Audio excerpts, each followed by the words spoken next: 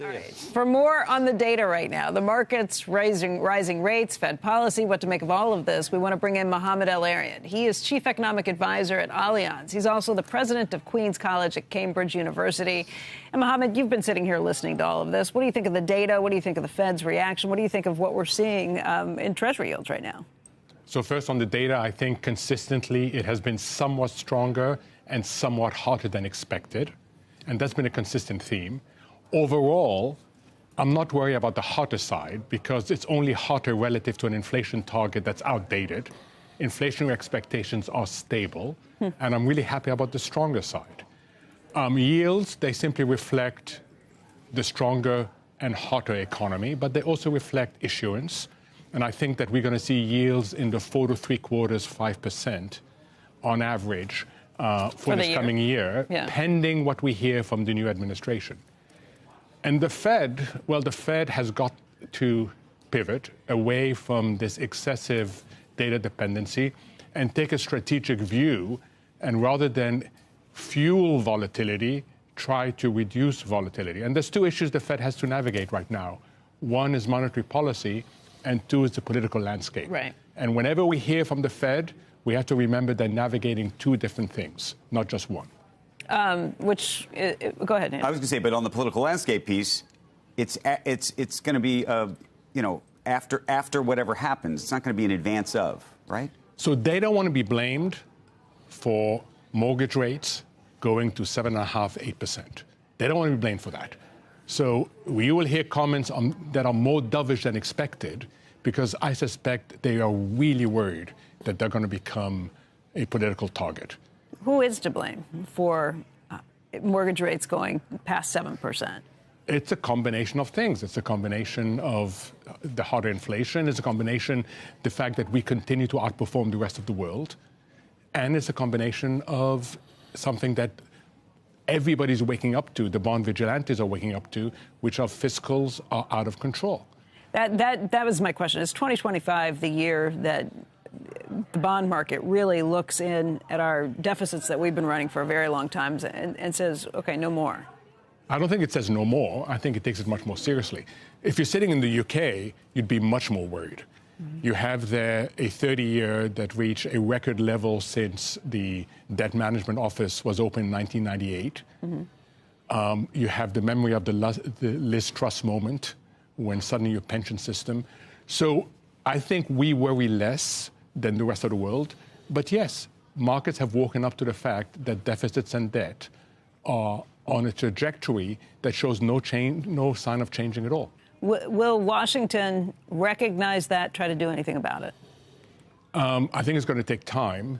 We are lucky that we are the cleanest dirty shirt, right? So we are still exceptional in the advanced countries. I mean, imagine, Becky, where yields would be had we not attracted $500 billion into the fixed income market, including from the rest of the world. Yeah. Yields would be way above 5%. But we're lucky that our economic exceptionalism is attracting money into this country. You started by saying that an outdated view of inflation is really the problem here, that the Fed's 2% target is outdated. Just move the goalposts and you fix everything? Well, first of all, they're not going to move the goalposts. Yeah. I think they have to tolerate the fact that we're going to run inflation slightly hotter. If they could set the inflation target today, and you've heard me say this for the last 3 years, looking at the structural element of this economy, it would be in the 2.5% to 3%. It would be a range, 2.5% to 3%. Inflationary expectations are stable. We don't have an inflation problem. We have an inflation issue relative to a 2% target. You heard previously this notion of sticky inflation, sticky inflation, sticky inflation. Mm-hmm. That's actually stable inflation that doesn't disrupt the underlying economy in any fundamental way. Are you arguing for them to cut rates even as inflation is hotter than they'd been hoping for? My worry is the opposite, is if they really believe in 2% inflation, mm-hmm. they would hike rates. OK, so this is an argument against them hiking Correct. Rates. So if they really believed it, what I think we're going to hear is, yes, we are aiming for 2% inflation, but down the road, mm-hmm. down the road. And we're going to tolerate, we may get one cut this year, but we should not want them to be dead set on 2%, because if they're dead set on 2%... then rates are going up. The rates are going up. Do you think they'll raise rates this year? No. I don't. Yeah. What would happen in the markets if either there were no cuts or if they actually raised hikes? I think we can live with no cuts. I think we've adjusted dramatically.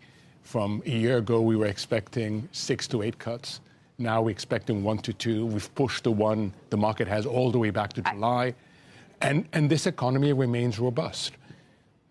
We got the headlines from Waller's speech today about what he's going to be talking about. And I have to say, I was a little surprised. It was more dovish than I had anticipated because they've worked so hard to try and get to the point where the market is not expecting them to cut rates at every meeting. This sounded more dovish and raised more questions about this. I don't know what you thought about his comments. Yeah, I was as surprised as you were. I don't know Governor Waller well, but I do know if I'm sitting in the Fed right now, I have to navigate 2 landscapes, monetary policy and politics. You know, there's a lot of people that are nodding with you because we can deflate our way out of some of the debt, but the difference between 2% and 3% compounded for the dollar is devastating. And I don't know, for you to just blow it off is a little weird. I mean, there's a reason they want 2%. Anyone can move goalposts. I mean, if you compound 3%, that's 50% higher than 2%. Do you know where 2% comes from? No, but 2% 3% it would be would make all of us feel awful in 10 years. 2% comes from the Bank of New Zealand in the early 90s. It seems like a good number to me. But it's an arbitrary number. What you've got to take into... 5 is an arbitrary number. If you want to deflate 36 trillion, let's go to 10 then. I don't want to pull the rug from under U.S. economic exceptionalism. I think we are outpacing the rest of the world. We're starting to at 3%. I think we are investing in the economies of tomorrow, in the growth drivers of tomorrow. Government? No, the private sector, everything else. If you push this economy into recession... The private sector is not what causes the inflation. Joe, if you push this economy into recession, you will not just lose current standard of living, you will lose future standard of living. We are in a very good position. 3% loses the future standard of living. That's the problem. 2.5 to 3 is what I said. You went immediately to 3. Well, if you say 3 at the high end, and as long as inflation, okay with it. As long as inflation expectations are stable, you can navigate. You better buy some Bitcoin, Mohamed. He did. Protect against. He did back in the day. Not enough. Not enough. None of us did. Damn. What do you think of the Michael Barr situation? So I think that is given the political pieces that is someone talking about. Someone taking one for the Fed. I think he stepped down to protect the Fed, to again help navigate this political landscape. Because you think if he hadn't, he might be challenged, and therefore the entire independence of the Fed gets challenged. Correct. All right, it's a lot to think about. Mohamed, it's great to see you here on set. Thanks for having me. Thank you.